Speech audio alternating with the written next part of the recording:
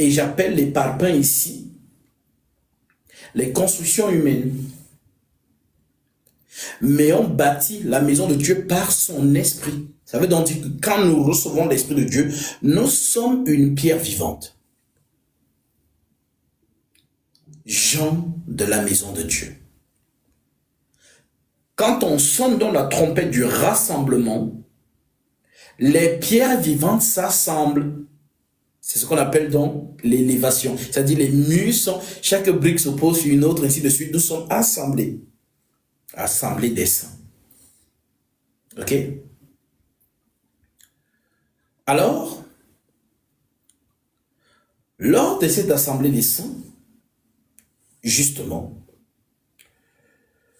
nous devons donc comprendre qu'en tant que frères et en tant que sœurs en Christ, mariés, nous formons une seule chair. Alors, votre vocation donc dans l'intimité compte. Vous ne pouvez pas être hostile dans le mariage et être en paix dans la maison de Dieu, le corps du Christ.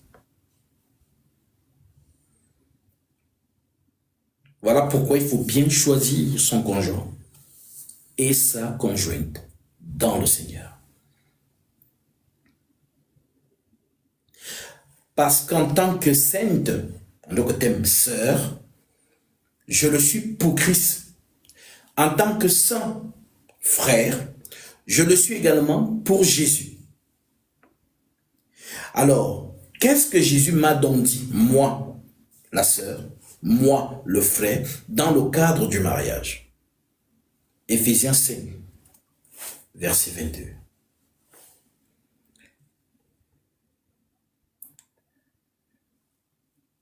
L'Écriture dit,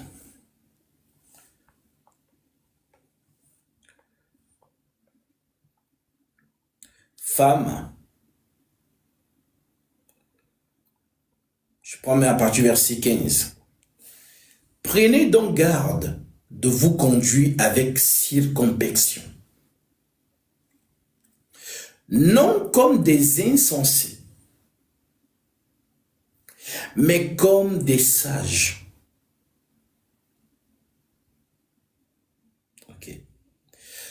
Rachetez le temps, car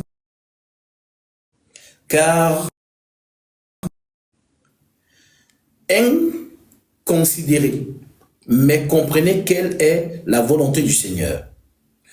Ne vous enivrez pas de vin. C'est de la débauche. Ne vous enivrez pas. On n'a pas dit ne buvez pas. On a dit ne vous enivrez pas. On n'a pas dit ne buvez pas. Car s'il y avait dans les épîtres apostoliques, ne buvez point de vin, nous saurons qu'il est interdit de boire. Mais les apôtres ne peuvent jamais dire ça. Vous savez pourquoi? Parce que dans la loi, on a bu le vin. Deutéronome chapitre 14, on buvait le vin dans le temple. Alors, ne vous enivrez pas de vin. Donc, ne devenez pas sous de vin. Ne vous enivrez pas de vin, car c'est de la débauche. Ok? Soyez au contraire remplis de l'esprit. Ok? Entretenez-vous par des psaumes. Les psaumes, c'est quoi? Ce sont des cantiques de David. Ok? Par des hymnes. Entretenez-vous. En chantant. Vous allez voir que quand vous avez l'esprit, vous avez toujours tendance à vous. Mais quand vous êtes seul, chantez. C'est l'esprit. Chantez les louanges. Et quand tu chantes les louanges, tu es connecté dans ce que tu confesses de ta bouche. Et le Seigneur le prend comme un parfum d'une agréable odeur. Entretenez-vous par des psaumes, par des hymnes et par des cantiques. spirituels. Des cantiques spirituels. Nous chantons pour le Seigneur. Jésus, le roi des rois. Tu chantes pour lui. Alléluia. Jésus, le roi des rois, le Seigneur des seigneurs. Par des cantiques spirituels, chantant et célébrant de tout votre cœur les louanges du Seigneur, de tout votre cœur. Ce n'est pas la musique de Beyoncé, ni de Céline Dion. Là-bas, quand tu chantes, tu ne chantes pas de toutes tes forces, de tout ton cœur. Parce que tu ne vaux pas un culte. Mais avec le Seigneur, quand tu chantes, et c'est là que des frères, des sœurs vivent des expériences célestes. Car, si je te le révèle aujourd'hui, si tu ne savais pas, chanter un cantique spirituel, c'est invoquer le Seigneur. Regarde un peu dans le monde, si tu n'as jamais compris ça. Quand quelqu'un vient chanter pour toi, tu vas te lever. Regarde dans les mariages, ou bien on chante, oh, vraiment, ah, vraiment, on chante pour toi. Tu vas te lever. Et tu vas, vous appelez ça faroter. On le faisait beaucoup pour les rois. Quand le roi est assis, il y a quelqu'un qui vient lui jouer du violon.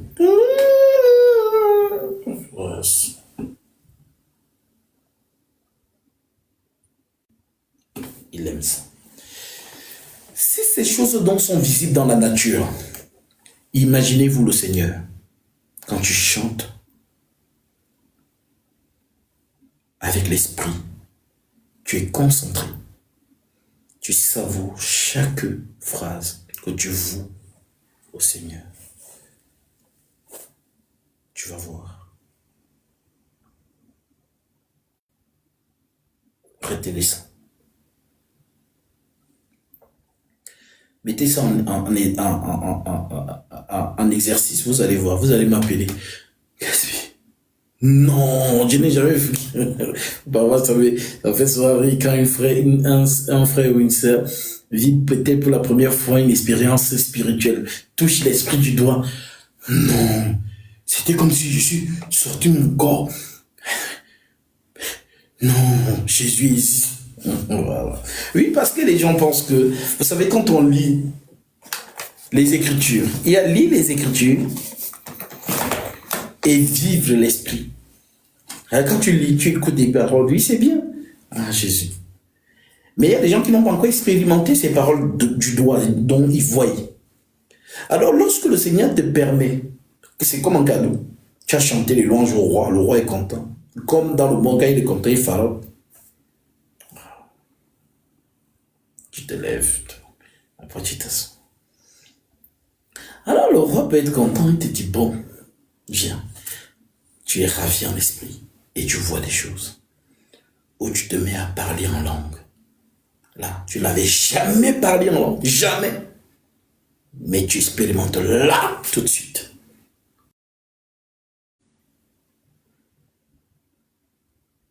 Tu n'avais jamais eu de vision, jamais de ta vie. Tu entends seulement, j'ai eu une vision. Tu dis, mais ils voyaient ça comment? Moi, je ne comprends pas. Est-ce que vraiment... Parce qu'il y a des gens, quand ils écoutent les visions des frères et sœurs, ils s'imaginent dans leur tête que c'est comment. C'est pourquoi quand quelqu'un parle de la vision, quand on n'a pas encore expérimenté ça, on a l'impression que... Est-ce que c'est même vrai ce qu'il nous dit là? Que Dieu te fasse vivre ça. Et tu vas comprendre que c'est réel. Ok? Alors, cette exhortation aujourd'hui est bénéfique pour toi. Parce que ça va te donner l'engouement. La compréhension que, ah, donc c'est ça. D'accord. Et tu vas te mettre dans l'exercice. Ce n'est pas moi qui le dis. Je viens de vous lire le verset. Ne vous enivrez pas de vin. c'est de la débauche. Soyez au contraire remplis de l'esprit. Entretenez-vous par des psaumes, par des hymnes et par des cantiques spirituels, chantant et célébrant de tout votre cœur. Voilà pourquoi je vous dis souvent, pour ceux qui sont venus au lieu du baptême, quand je vous dis souvent que non, ne soyez pas timide. Le roi n'aime pas ça. Tu chantes là, Jésus, le roi des rois. Tu n'es pas là. Bah, tu ne célèbres pas le roi. Dans ces choses, il n'y a pas de comportement. Non, je me comporte, je suis un peu, voilà, je veux pas. Il n'y a pas ça. Je me souviens, un frère était venu. C'était le plus âgé. C'était notre homme. Il pouvait être même notre grand-père. Il y avait un frère qui était jeune, voilà. C'est un jeune, peut-être de, voilà, 22 ans, tout ça.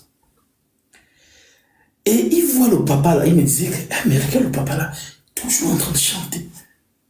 Après, lui, il était étonné, il se disait que mais c'est quoi ce papa qui est trop comme, qui chante, qui... Parce que il était vraiment, il vivait vraiment le moment avec les saints. Et il chantait, ne regardait pas que c'était papa, comme on dit souvent, c'est le père de quelqu'un. Parce que dans ces choses, il n'y a pas de notion de père, de mère, quand nous sommes devant le père des pères. C'est-à-dire, il n'y a pas de comportement. Tu célèbres ton Dieu. Tant pis pour toi qui es là pour te comporter. Genre, non, j'ai honte, je ne vais pas. Dans le Seigneur, nous n'avons pas reçu un esprit de timidité, mais un esprit de force. Alors, le frère, il a commencé à dire, ah, vous voyez, vous regardez, c'est un papa.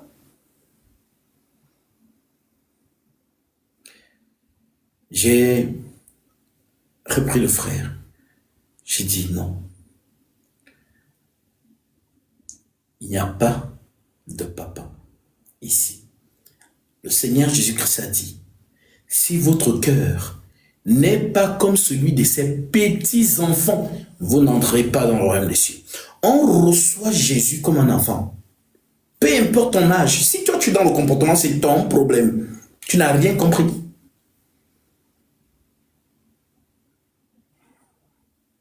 Le comportement, c'est à la maison, avec tes enfants. Mais quand nous sommes dans la maison, on a lu l'édifice de Dieu, la maison de Dieu, là, en esprit, là-bas. Ne regarde pas qui est à côté de toi. Ma soeur, mon frère, célèbre ton Dieu.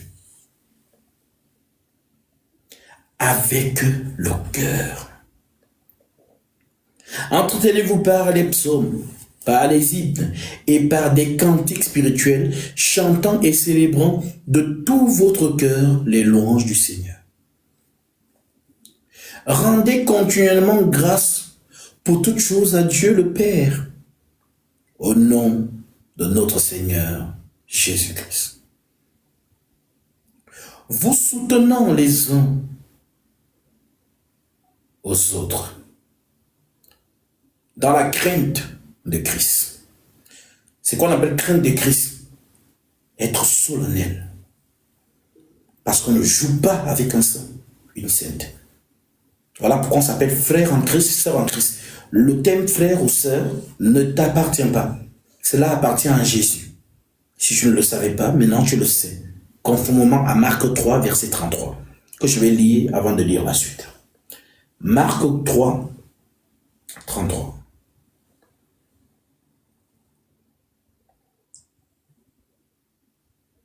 Parfois, je me dis souvent, ah Seigneur, je suis fatigué, je vais un peu dormir. Mais le Seigneur, il y a une énergie qui me parle de moi. Et je comprends que le Seigneur veut parler à ses enfants. Et si tu es le vase par qui il parle, tu n'as plus de vie. Vous dites, mais lui, il ne se repose pas. Il n'a pas de vie. Ah, c'est comme ça. Tu ne t'appartiens pas. Paul appelle ça une charge. Malheur à moi si je n'annonce pas l'évangile. C'est une charge. Tu ne t'appartiens pas. Il a désigné ton corps. Que tu le veuilles, que tu ne le veuilles pas. Toi-même, même quand tu es fatigué, on dit, ah, il finit. On te voit encore en live, on te dit, mais attends, il ne se repose pas.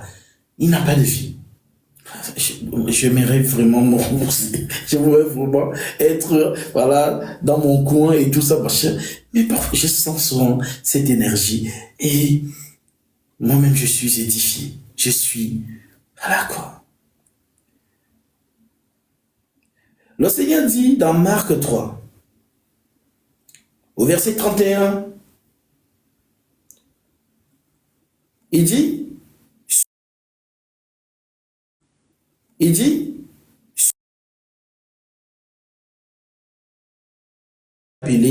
la foule était assise autour de lui. Et on lui dit, voici ta mère et tes frères sont dehors, ils te demandent, et te demandent. Il répondit, qui est ma mère? C'est comme si, toi, on vient t'appeler, on te dit, ta mère t'appelle, tu dis, qui est ma mère? Tu vois ce que ça peut sonner, comment ça peut sonner? Qui est ma mère? Qui sont mes frères? Puis jetant les regards sur ceux qui étaient assis autour de lui, voici, dit-il, ma mère et mes frères. Car quiconque fait la volonté de Dieu, celui-là est mon frère, ma sœur et ma mère. La mère de Jésus.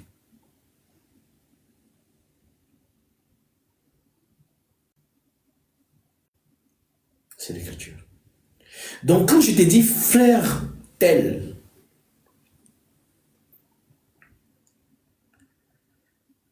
c'est le Christ que je désigne en toi. Sœur telle, c'est le Christ que je désigne en toi. Même vous-même, quand on te dit peut-être Vanessa, tu dis non, appelle-moi sœur Vanessa. Nous sommes en Christ. Vanessa est morte le jour du baptême. Je suis sœur Vanessa. Car je suis la sœur de Jésus. Car quiconque fait la volonté la volonté de Dieu, celui-là est mon frère, ma sœur et ma mère. Alors, oui.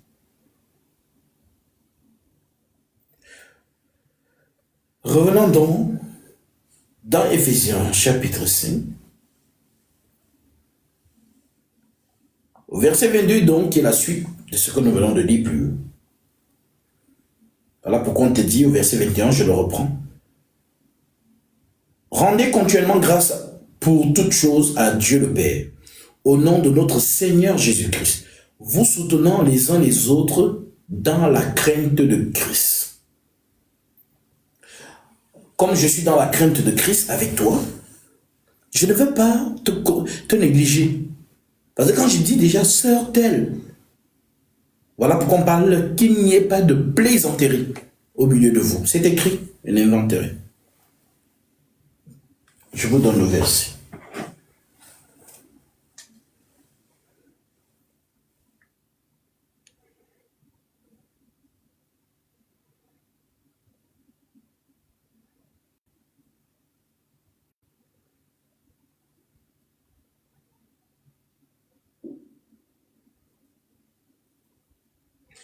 Éphésiens 5, verset 4. Qu'on n'entende ni paroles déshonnêtes, ni propos insensés, ni plaisanteries, choses qui sont contraires à la bienséance. Qu'on entende plutôt des actions de grâce. Lorsque nous sommes réunis au nom de Jésus-Christ, on est solennel.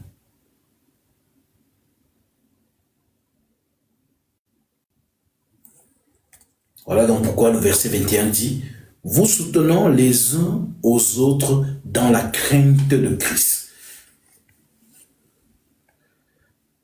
Alors, femmes, c'est le suivant, le verset suivant.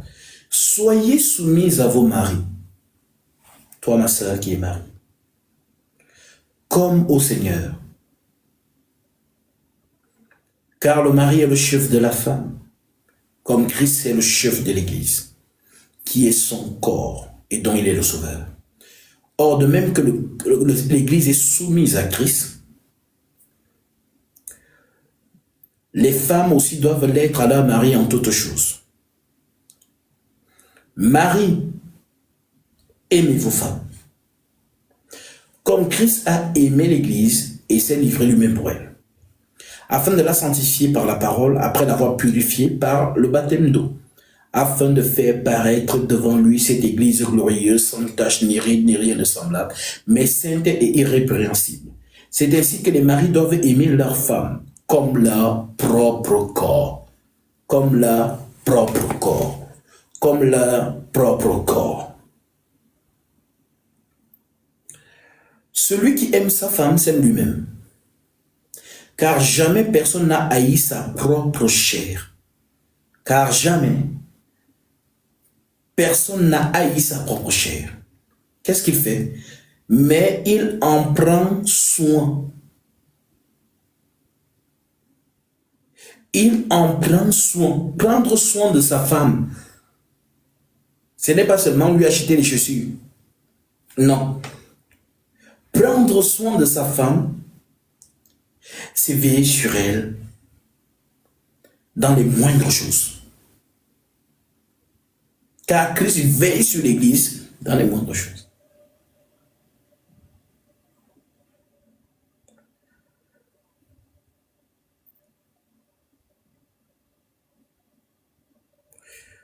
Celui qui aime sa femme s'aime lui-même, car jamais personne n'a haï sa propre chair, mais il en prend soin, mais il la nourrit. Il la nourrit. Il la nourrit. Et en prend soin.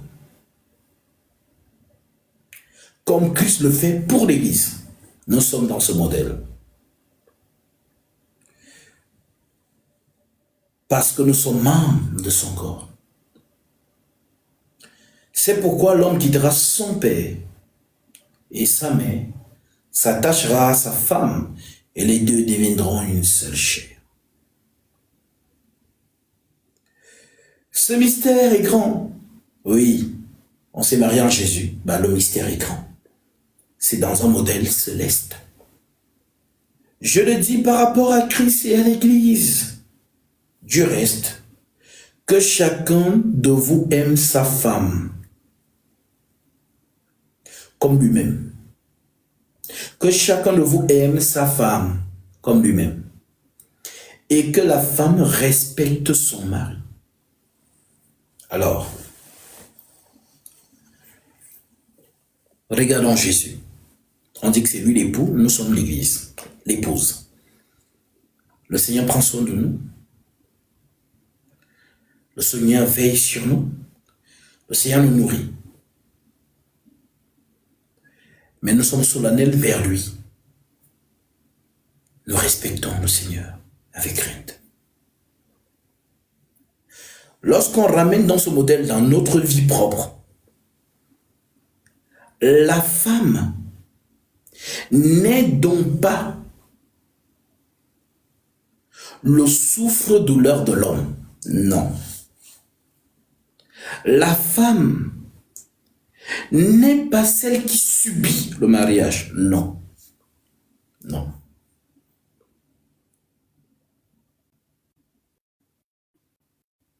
Non.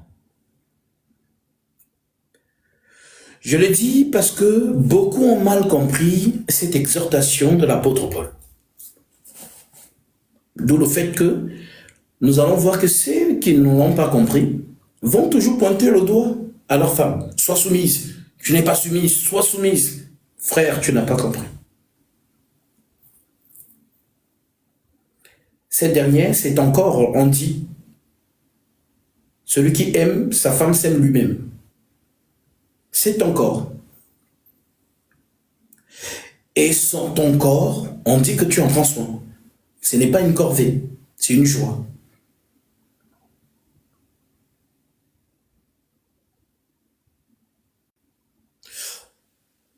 Alors oui, Respect à ces hommes qui, quand tu le vois, il ne ressemble à rien. Mais quand tu vois sa femme, ça veut dire qu'il a compris que lui, son corps, c'est plus lui. Son corps, c'est sa femme.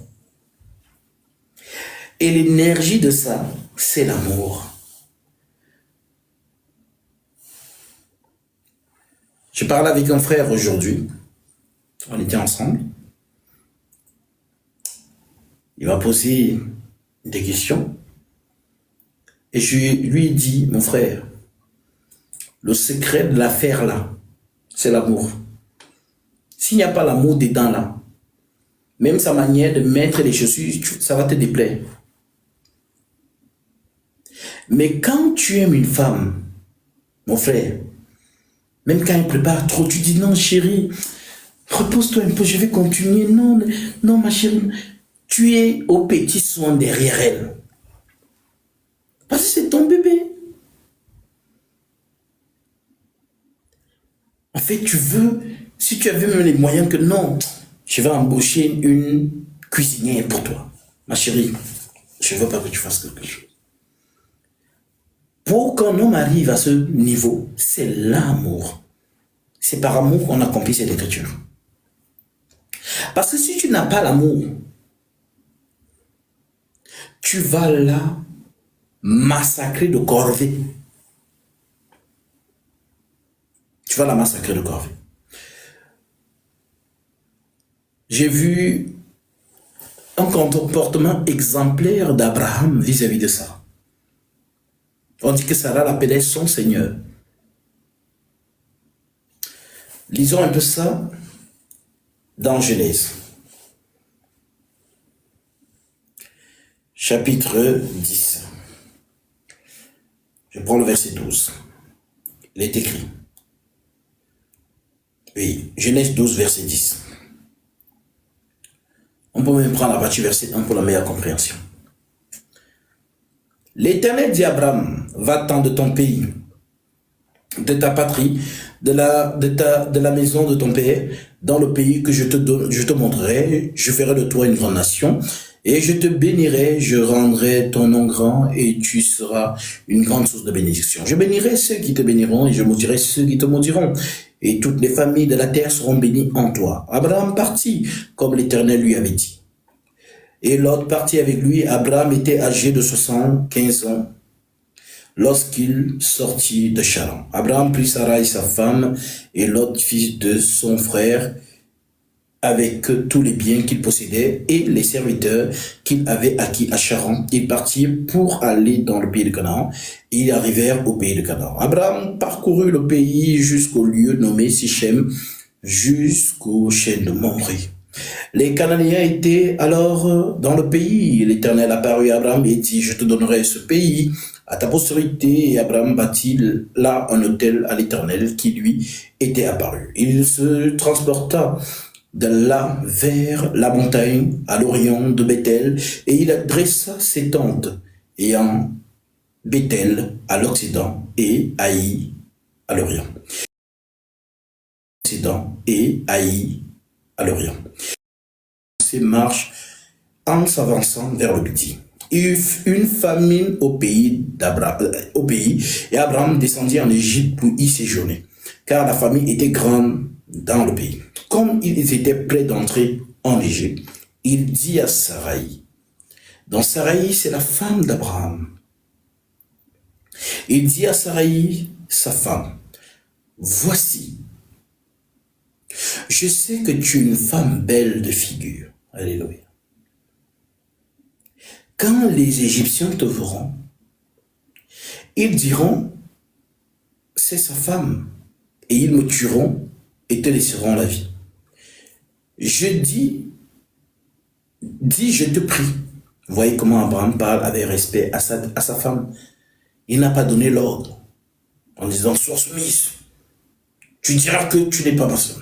Dis, je te prie. C'est son Seigneur. Mais il lui parle avec délicatesse, avec respect.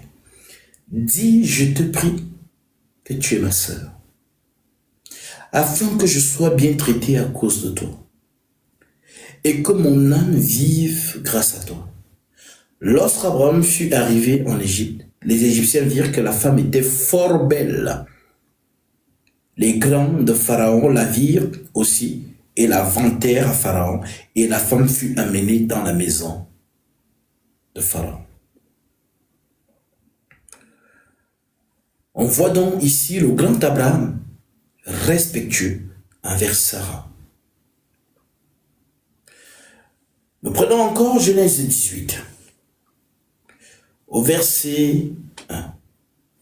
L'Écriture dit, l'Éternel lui apparut parmi les chaînes de Mamré, comme il était assis à l'entrée de sa tente pendant la chaleur du jour. Il leva les yeux et regarda, et voici 3 hommes étaient debout près de lui. Quand il les vit, il courut au-devant d'eux, depuis l'entrée de sa tente, et se prosterna en terre. Et il dit, Seigneur, si j'ai trouvé grâce à tes yeux, ne passe point, je te prie, loin de ton serviteur. Permettez qu'on apporte un peu d'eau pour vous laver les pieds, et reposez-vous sous cet arbre. J'irai prendre un morceau de pain pour fortifier votre cœur, après quoi vous continuerez votre route, car c'est pour cela que vous passez près de votre serviteur. Il répondit, fais comme tu l'as dit. Abraham alla promptement dans sa tente vers Sarah. Il dit, vite, 3 mesures de fleurs de farine, pétris et fait des gâteaux. Et Abraham courut à son troupeau, prit un veau tendre et bon, et le donna à un serviteur qui se hâta de l'apprêter. Il prit encore de la crème et du lait, avec le veau qu'on avait apprêté, et il les mit devant eux. Il se tint lui-même à leur côté, sous l'arbre, et ils mangèrent. Donc, lui-même est dans la manutention. Il n'accable pas sa femme, que fais ceci, fais cela, tout. Lui-même, il est au service.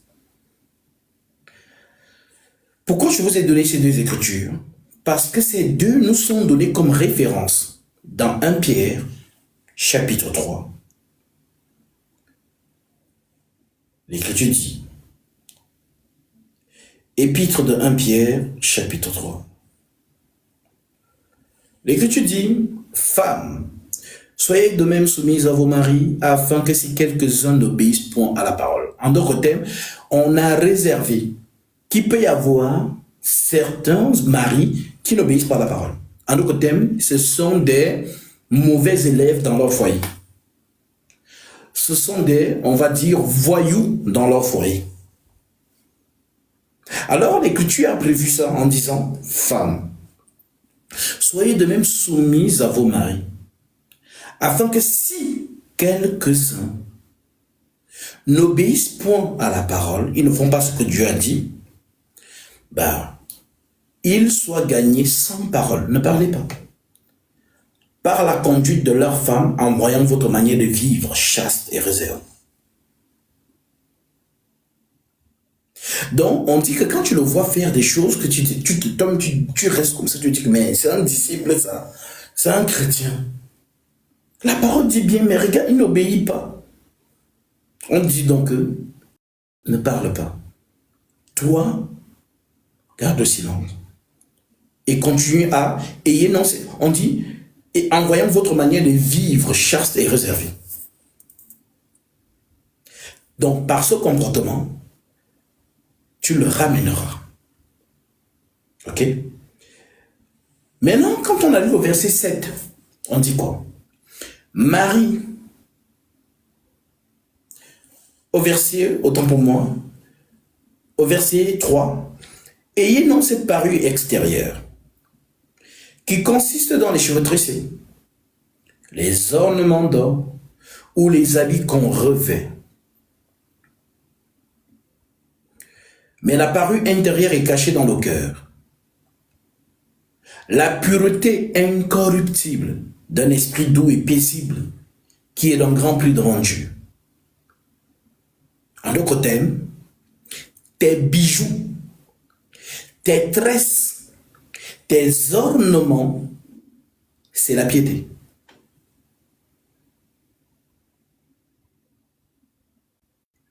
Avant, tes ornements, c'était les tresses, les bijoux, toutes ces choses. Maintenant, on dit que comme tu es en Christ, tes bijoux sont donc devenus la bonne conduite dans la vocation. C'est ça tes bijoux. Voilà la pensée de l'Écriture. Ainsi se paraît. On parle maintenant de se paraître. On dit donc ainsi, parce que tu n'es pas la première chrétienne. Non, ma soeur, tu n'es pas la première. Il y a eu des chrétiennes avant toi. Mais là, on te dit donc que ces chrétiennes-là, ainsi se paraît autrefois les saintes femmes, les saintes femmes, les saintes femmes qui espéraient en Dieu, soumises à leur mari, comme Sarah, qui obéissait à Abraham et l'appelait son Seigneur.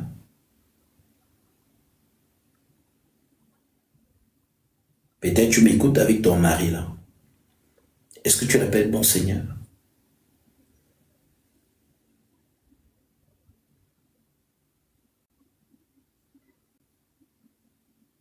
C'est quand tu dis un homme, mon roi, il se sent valorisé par sa femme. Là-bas au travail, on me parle n'importe comment. Parce que c'est aussi ça, la sagesse, mes sœurs. Tu ne vois pas ton mari quand il est au travail. Peut-être quand il est au travail, son supérieur lui parle peut-être n'importe comment. Mais il se perd tout ça pour gagner ce salaire pour toi. Alors, lorsqu'il rentre à la maison et que tu lui dis, mon roi, comment tu vas? Il a dit tout ce qu'il a subi dans la journée, il sent que chez lui, c'est un arbre de paix. C'est un arbre de paix dans sa demeure. Tu me diras, et c'est ce que je conseille aux frères, j'ai dit aux frères, nous sommes dans une nouvelle génération. Et ça compte.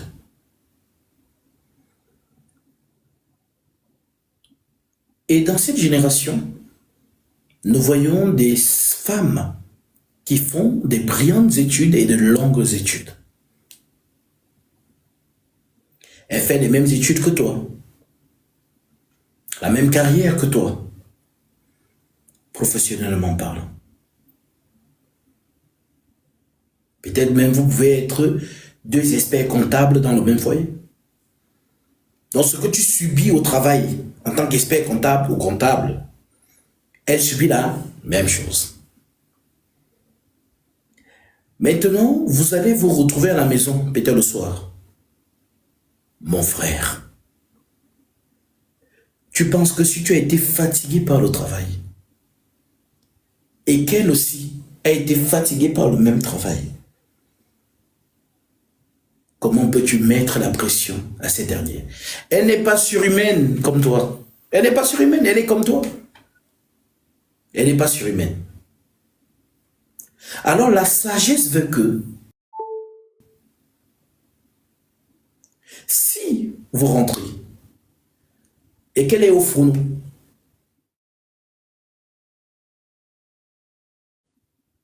tu peux l'aider.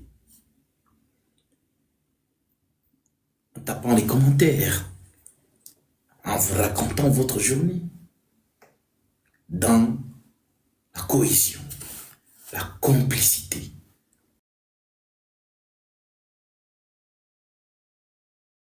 Animé de l'amour. Tu es animé de l'amour. Et c'est l'amour qui te fait vivre cela. Parce que tu prends soin d'elle, tel que l'Écriture l'a dit.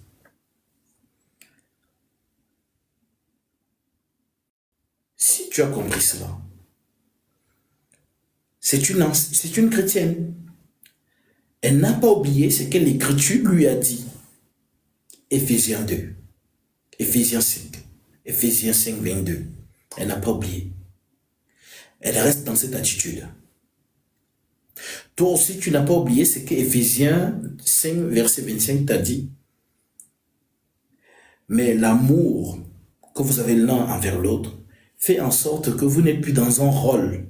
Tu fais ceci, je fais ceci. Non, vous êtes une seule chair. Alors tout ce que vous allez faire sera imprégné, animé par votre amour. S'il n'y a pas d'amour, c'est là où tu ne vas même pas compatir, même s'il vient de passer, je ne sais pas, on l'a accablé de travail dans son boulot. Tu ne vas pas compatir cela. Toi, tu veux manger ton poisson brisé avec tes bâtons de manioc. Quel c'est de bruit. Vois-tu? Maintenant, si tu gagnes bien ta vie, mon frère, tu peux lui dire de ne pas travailler. Et elle doit t'obéir. Pourquoi? Parce que ton salaire peut prendre soin d'elle. Tranquillement avec vos enfants. Maintenant, si ton salaire ne suffit pas, d'une certaine manière, pour pouvoir prendre soin d'elle, vu que vous n'êtes qu'une seule chair, c'est ça l'écriture, les deux deviendront une seule chair. Elle-même, par amour, peut dire, ah chérie, je vois tous les efforts que tu fais. Non, je ne peux pas être spectatrice de tout ça. Je vais aller travailler pour t'aider. Vous n'êtes plus deux, vous êtes une seule chair.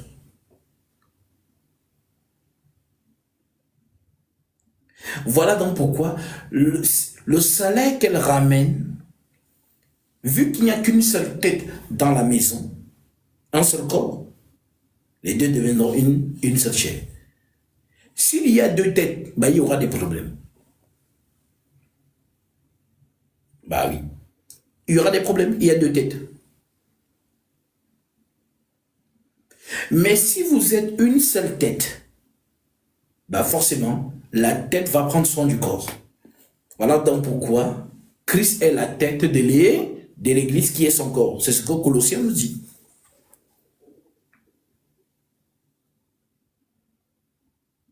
Alors donc, sachez,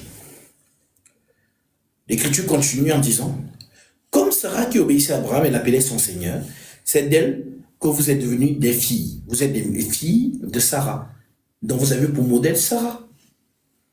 C'est d'elle que vous êtes devenus filles en faisant ce qui est bien, sans vous laisser troubler par aucune crainte.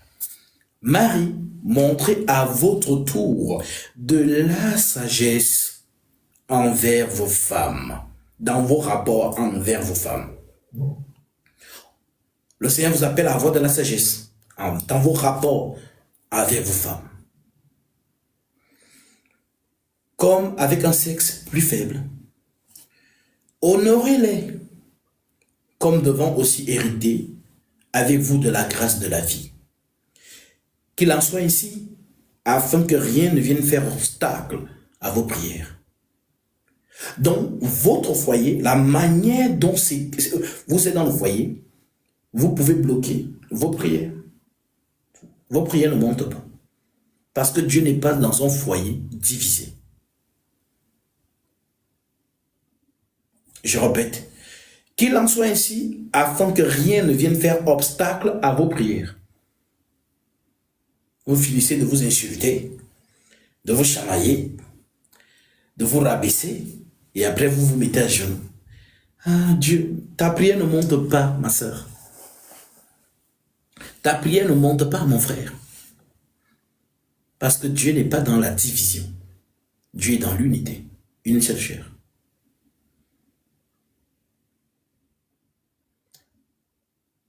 Maintenant, vous comprenez pourquoi Paul dit, pour lui, il nous conseille de ne pas nous marier. Parce que ceux qui se marient auront des tribulations dans la chair, mais je voudrais vous les épargner, déclare-t-il. Mais si quelqu'un manque de continence, qui se marie? Maintenant, quand tu te maries, donc, bah, il faut appliquer le code spirituel. Si vous n'appliquez pas ce code, vous allez vous casser la figure. Voilà pourquoi les mariages dans le monde ne tiennent pas. Les mariages dans le monde ne tiennent pas.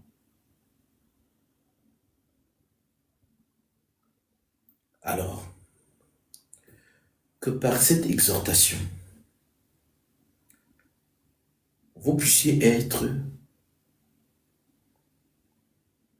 des modèles. Ne vous mariez pas parce que vous avez envie de mourir. Oui. Lorsque celle-là, celui-là, a déjà fait plusieurs années, eh bien, elle se démange. Puisque voilà, vous sortez du monde. Dans le monde, vous avez une vie. Tu as connu les hommes, et ainsi de suite. Mais grâce à Dieu, tu as écouté la parole, tu as été touché, tu as été converti, tu as pris ton baptême et tu as laissé cette vie-là. Mais ton corps a pris l'habitude. Alors, la volupté est déclenchée. Voilà pourquoi, comme cette volupté, elle est naturelle, elle va commencer à te rappeler que, ah, moi j'ai envie de... Le corps va commencer à te rappeler, justement, la partie de la femme, la partie de l'homme, ce sont aussi des sens. Quand tu as soif, le réflexe c'est quoi? Tu bois de l'eau pour étancher ta soif. Quand tu as faim, le réflexe c'est quoi? Tu manges pour couper ta faim. Mais quand tu as envie de faire l'amour, bah, tu n'es pas marié. Tu fais comment? Alors, l'accumulation de la volupté rend certains hommes non lucides. Parce qu'ils pensent qu'il aime la sœur là. Mais en réalité, sa volupté, c'est un plein qu'il veut assouvir. Ce qui fait donc en sorte que dans cet élan, dès lors qu'il couche avec cette dernière, il se rend compte que, ah, finalement, je ne l'aimais pas. J'ai dit, couché avec elle là, c'est bon. Elle me dit plus rien. Et là, les problèmes commencent. Oh, elle n'est pas soumise. Donc c'est quoi ces femmes-là? Non, non, non, non. La Bible dit que je peux te séparer de toi. Hein. Voilà, si tu ne fais pas ce que je veux. Ça commence à devenir des menaces. Comme dans le monde, on dit, lorsqu'on veut se débarrasser de son chien, on l'accuse d'avoir la gale. Vous connaissez cette expression, cet adage. Alors, oui, mariez-vous par amour.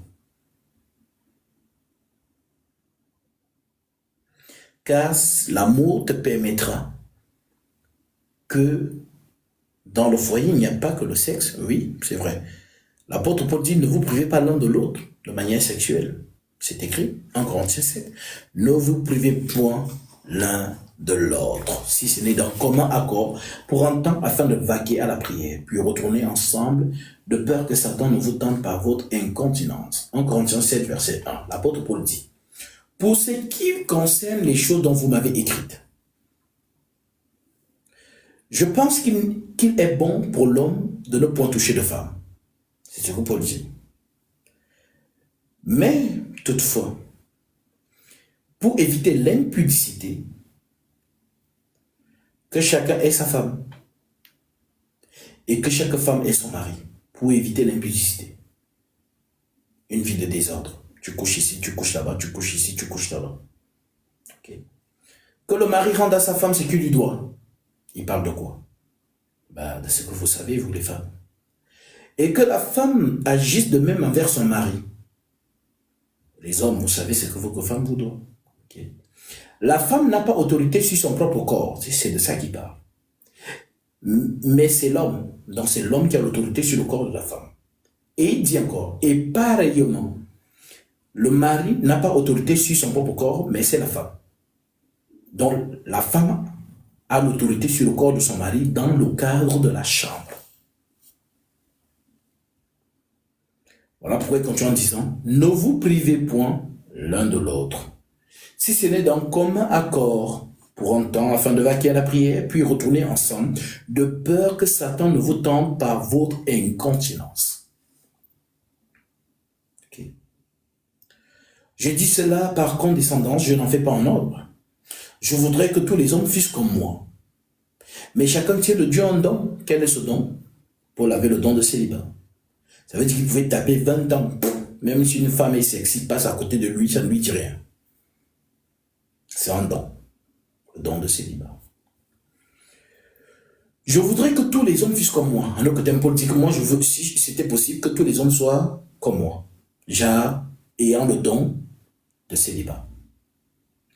Mais chacun tient de Dieu un don particulier. L'un d'une manière et l'autre d'une autre. À ceux qui ne sont pas mariés et aux veuves, j'ai dit qu'il leur est bon de rester comme moi. Mais s'ils manquent de continence, qu'ils se marient. Car il vaut mieux se marier que de brûler. Brûler de quoi? Est-ce que c'est brûler en enfer? Non. Brûler de désir sexuel. Car l'envie de faire l'amour, les cellules ou encore les hormones sont en ébullition. C'est ce que vous appelez excitation. Tu es excité. C'est un feu qui s'allume en toi. Surtout les femmes.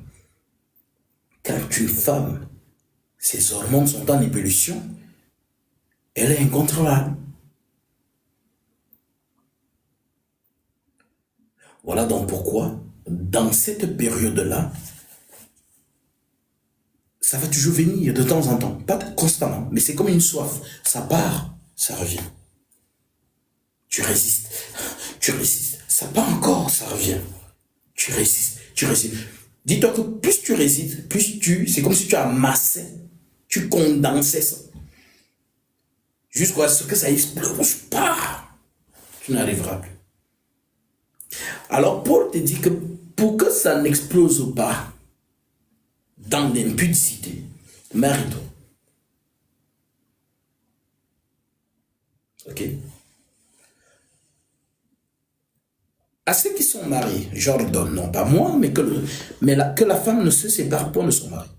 Si elle est séparée, qu'elle demeure sans se marier ou qu'elle se réconcilie avec son mari et que le mari ne repudie pas sa femme.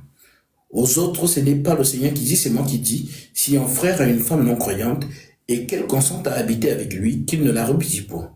Et si une femme a un mari non croyant et qu'il consente à habiter avec elle, qu'elle ne repudie point son mari. Car le mari non croyant est sanctifié par la sœur, la femme. Et la femme non croyante est sanctifiée par le frère. Autrement, vos enfants seraient impurs, tandis que maintenant ils sont saints. C'est ici que le Vatican, ils n'ont rien compris. Parce que pour eux, ils baptisaient des bébés, de peur que si le bébé meurt, il ira en enfer. Pourtant, Paul dit ici que si la mère a le Saint-Esprit, le bébé est sanctifié. Directement. Donc, s'il meurt comme ça, il profite de la sanctification de sa mère ou de son père. Voilà pourquoi Paul dit, autrement vos enfants seraient impurs, tandis que maintenant ils sont saints. Si le non-croyant se sépare, qu'il se sépare. La sœur, le frère ou la sœur en Christ ne sont pas liés dans ces cas-là. Donc si tu as un mari, ma sœur, qui ne croit pas au Seigneur, et un jour il dit, je me sépare, et que tu dis que tu n'es pas lié. En d'autres termes, dès que il se sépare de toi net, tu te remaries demain, si tu veux, avec un frère en Christ cette fois-ci. Car l'Écriture dit, mariez-vous dans le Seigneur. Si le non-croyant se sépare, qu'il se sépare, le frère ou la sœur ne sont pas liés dans ces cas-là. Dieu nous appelle à vivre en paix.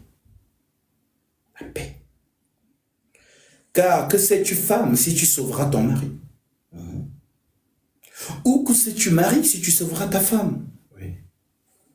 Seulement que chacun marche selon la part que le Seigneur lui a faite, selon l'appel qu'il a reçu de Dieu.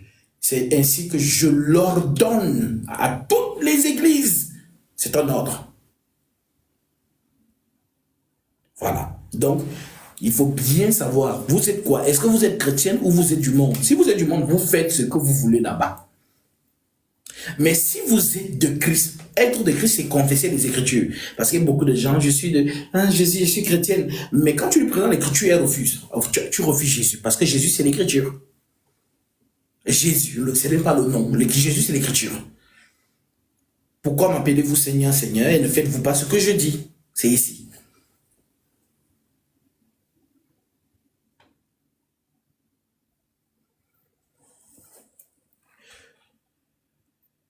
Quelqu'un a-t-il été appelé étant circoncis qu'il demeure circoncis? Quelqu'un a-t-il été appelé en tant qu'incirconcis qu'il ne se fasse pas circoncis? La circoncision n'est rien, l'incirconcision n'est rien, mais l'observation des commandements de Dieu est tout. Amen. Que chacun demeure dans l'état où il était lorsqu'il a été appelé. As-tu été appelé en tant qu'esclave? Ne t'inquiète. Ne t'inquiète pas. Mais si tu peux devenir libre, profites-en plutôt. Car l'esclave qui a été appelé dans le Seigneur est un affranchi du Seigneur. De même, l'homme libre qui a été appelé est un esclave de Christ. Vous avez été rachetés à un grand prix. Ne devenez pas esclaves des hommes. Que chacun, frère, demeure devant Dieu, dans l'état où il a été lorsqu'il a été appelé. Où il était lorsqu'il a été appelé. Pour ce qui est des vierges, je n'ai point d'ordre du Seigneur. Mais je donne un avis comme ayant reçu du Seigneur miséricorde pour être fidèle. En d'autres termes, quand Paul dit ça, je n'ai pas d'ordre du Seigneur, mais je donne un avis. En d'autres termes, ce qu'il va dire, c'est le Saint-Esprit qui parle. Si tu vas contre ça, tu vas contre le Saint-Esprit. Voilà pourquoi il précise, comme ayant reçu du Seigneur miséricorde pour être fidèle. C'est ce qu'il lui a dit. Acte 18, verset 9. Le Seigneur dit à Paul en vision pendant la nuit, ne crains point, mais parle, et ne te tais point, car je suis avec toi. Et personne ne mettra la main sur toi pour te faire du mal. Parle, car j'ai un peuple nombreux dans cette ville. Ah oui. Voici donc ce que j'estime bon. À cause des temps difficiles qui s'approchent, il est bon à un homme d'être ainsi. Es-tu lié à une femme? Ne cherche pas. Es-tu lié à une femme? Ne cherche pas à rompre ce lien. N'es-tu pas lié à une femme? Ne cherche pas une femme. Si tu t'es marié, tu n'as point péché. Et si la Vierge s'est mariée, elle n'a point péché. Mais ces personnes auront des tribulations dans la chair. Et je voudrais vous les épargner. Donc, on ne pose plus de questions. Mais pourquoi les couples sont toujours en train de faire des problèmes comme ça? Les couples ont toujours des problèmes, c'est ça.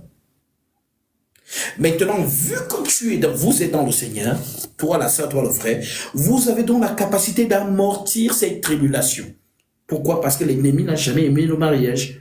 Donc, quand il amène le mauvais vent, vous bloquez avec les Écritures. Ah, chérie, il est écrit que...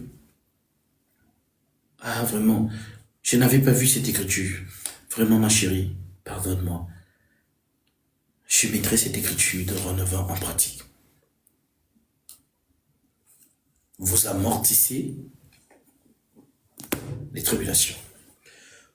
Voici ce que je dis, frère. C'est que le temps est court, que désormais ceux qui ont des femmes soient comme n'en ayant pas. Ceux qui pleurent comme n'en pleurant pas. Ceux qui se réjouissent comme ne se réjouissant pas. Ceux qui achètent comme ne possédant pas. Ceux qui usent du monde comme n'en usant pas.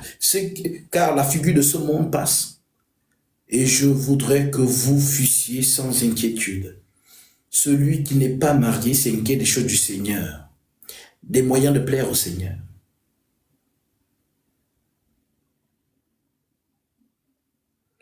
Et celui qui est marié s'inquiète des choses du monde. des moyens de plaire à sa femme. Celui qui est marié s'inquiète des choses du monde, des moyens de plaire à sa femme. Il y a de même une différence entre une femme et une vierge. Celle qui n'est pas mariée s'inquiète des choses du Seigneur, afin d'être sainte de corps et d'esprit. Et celle qui est mariée s'inquiète des choses du monde, des moyens de plaire à son mari. Je dis cela dans votre intérêt. Ce n'est pas pour vous prendre au piège. C'est pour vous porter à ce qui est bienséant et propre à vous attacher au Seigneur sans distraction. Si quelqu'un regarde comme déshonorant pour sa fille de dépasser l'âge nubile et comme nécessaire de la marier, qu'il fasse ce qu'il veut, il ne pêche point.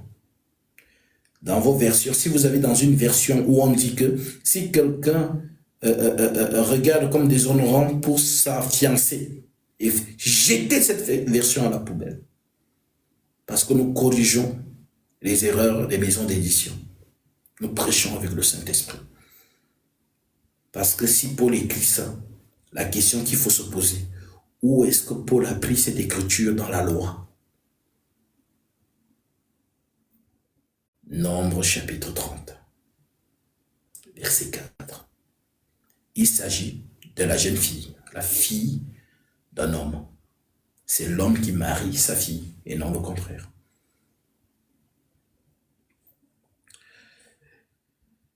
Mais celui qui a pris une ferme résolution, sans contrainte et avec l'exercice de sa propre volonté, et qui a décidé en son cœur de garder sa fille vierge, dans d'autres versions de garder sa fiancée vierge, il fait bien. Donc les versions de fiancée vierge, là, vous jetez ça dans la poubelle.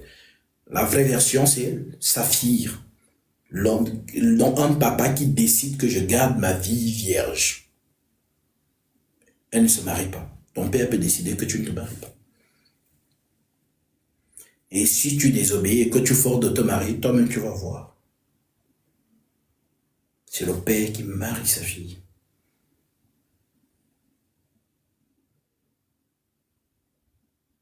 Voilà pourquoi même si un père ne te demande pas la dot, amen, toi donne quelque chose. Il faut donner quelque chose. Ah papa, je sais que tu ne m'as pas demandé la dot, mais... Ah, mon fils, tu n'as pas besoin, non papa.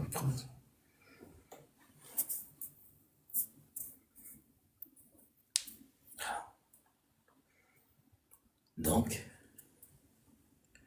ainsi celui qui marie sa fille fait bien, et celui qui ne la marie pas fait mieux.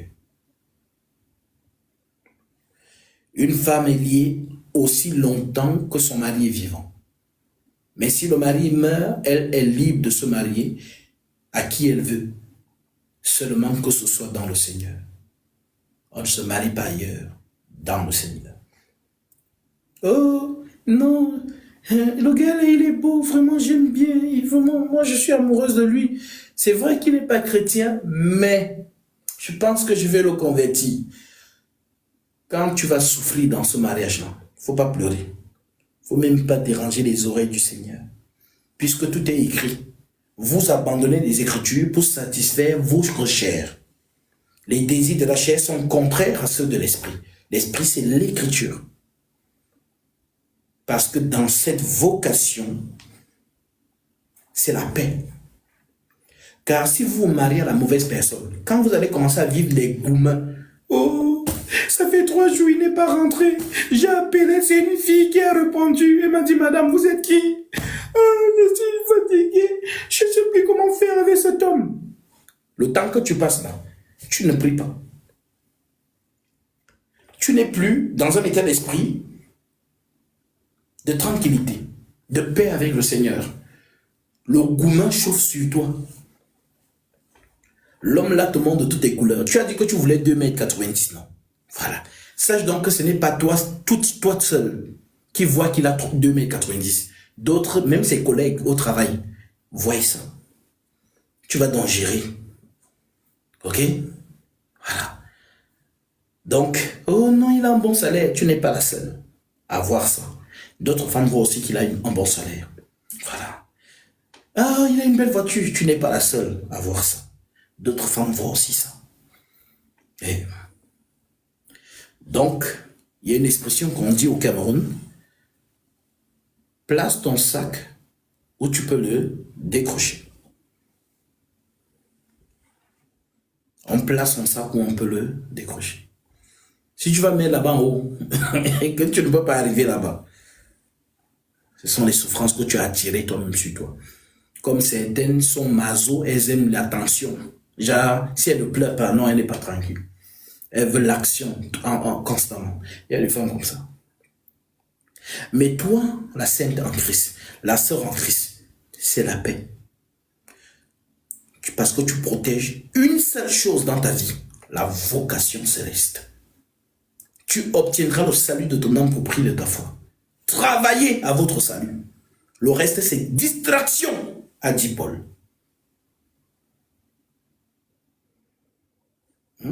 Il a dit ça.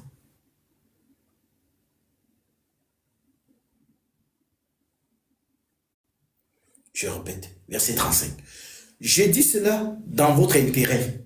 Ce n'est pas pour vous prendre au piège, c'est pour vous porter à ce qui est bienséant et propre à vous attacher au Seigneur sans distraction.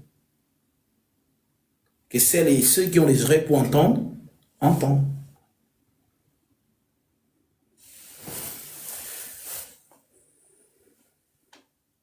Une femme est liée aussi longtemps que son mari est vivant. Mais si le mari meurt, elle est libre de se marier à qui elle veut, seulement que ce soit dans le Seigneur. Elle est plus heureuse, néanmoins, si elle demeure comme elle est, en le côté sans se marier. Suivant mon avis. Et moi aussi, je crois avoir l'Esprit de Dieu. En gros, Paul dit, ne vous mariez pas, l'affaire là. Ne vous mariez pas. Mais, si vous n'avez pas la continence, mariez-vous. Donc, le mariage, c'est seulement le but d'éviter le vagabondage sexuel. Puisque l'impudicité, c'est pécher contre son propre corps. Tu couches là-bas. Tu couches là-bas. Mais tu ne sais pas quel... Parce que quand on parle même... Les infidèles, ils ont créé le préservatif. C'est écrit où ici dans la Bible, le préservatif? Ça n'existe pas dans les Écritures. Ça, ce sont les infidèles. C'est la débauche qui a créé ça. Pour celles qui veulent faire les choses avant, là, non conformes. Dans le Seigneur, il n'y a pas de préservatif. Comme il y a une soeur qui m'a posé la question, ah frère Yasbi, vraiment, si on veut, avec mon mari, on décide qu'on ne veut pas faire d'enfants, on fait d'abord avec le préservatif. Et dit, donc parce que c'est vous qui décidez quand vous voulez faire les enfants. Dans les Saintes Écritures, qu'est-ce qu'il est dit? C'est Dieu qui donne les enfants. Donc vous pouvez faire l'amour sans préservatif si Dieu n'a pas dit que l'enfant n'entrera pas. Mais si Dieu donc vous a donné l'enfant, mais vous avez mis l'enfant là dans le préservatif, vous avez jeté aux toilettes. Après, quand vous allez vouloir l'enfant, vous allez commencer à dire, oh, la femme là, vraiment, depuis qu'elle fait l'amour avec elle, elle n'enfante pas. Non, Dieu t'a donné, mais ça allait dans le préservatif. Ça allait dans le préservatif.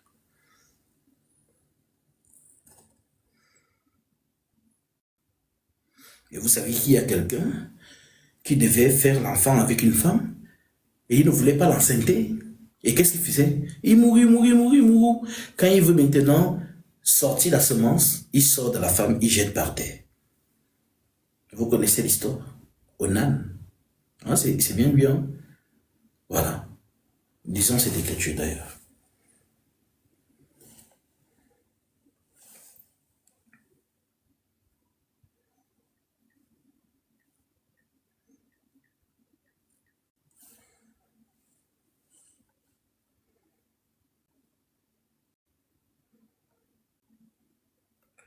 Alors,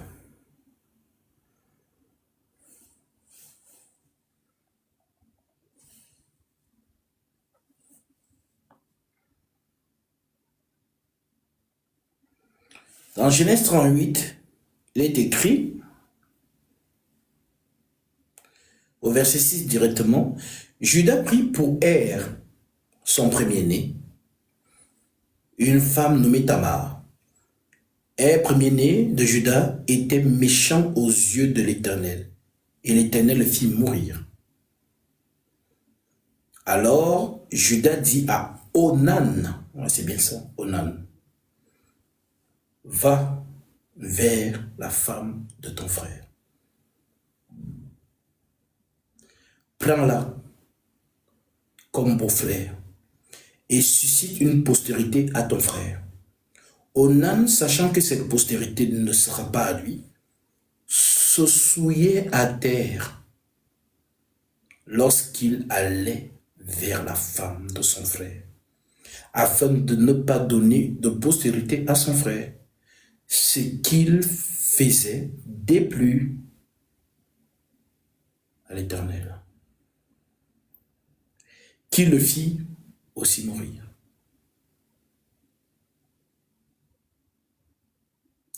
Donc ce dernier voulait pas enceinte sa belle-sœur qui est devenue sa femme, puisque chez les Juifs, il y a ce qu'on appelle la loi de la succession. Donc, dans le programme du Seigneur, il n'y a pas de préservatif. Ah, parce que c'est Dieu qui donne les enfants. Si Dieu a dit que vous allez avoir 17 enfants, il a prévu ça chez vous. Il va vous donner les 17. Que vous montez, que vous descendez, vous allez avoir 17 ans. Si Dieu a dit que vous allez avoir 2 enfants, il va vous donner les 2. Voilà. Donc, en gros, voilà la lettre que Paul nous a donnée. Vous pouvez toute la consulter. Donc, je dis cela pour nous qui sommes de l'Église, l'Assemblée des Saints. Les enfants du monde font ce qu'ils veulent. Mais l'Assemblée des Saints, nous marchons par la fidélité des instructions.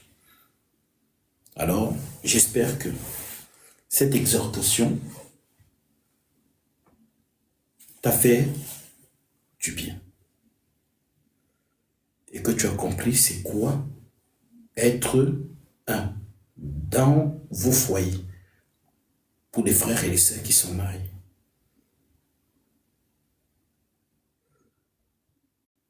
C'est un culte que vous rendez à Dieu aussi.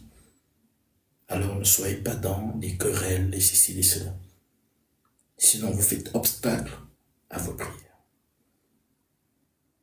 Donc, cette exhortation vient bien pour toi qui n'es pas encore marié.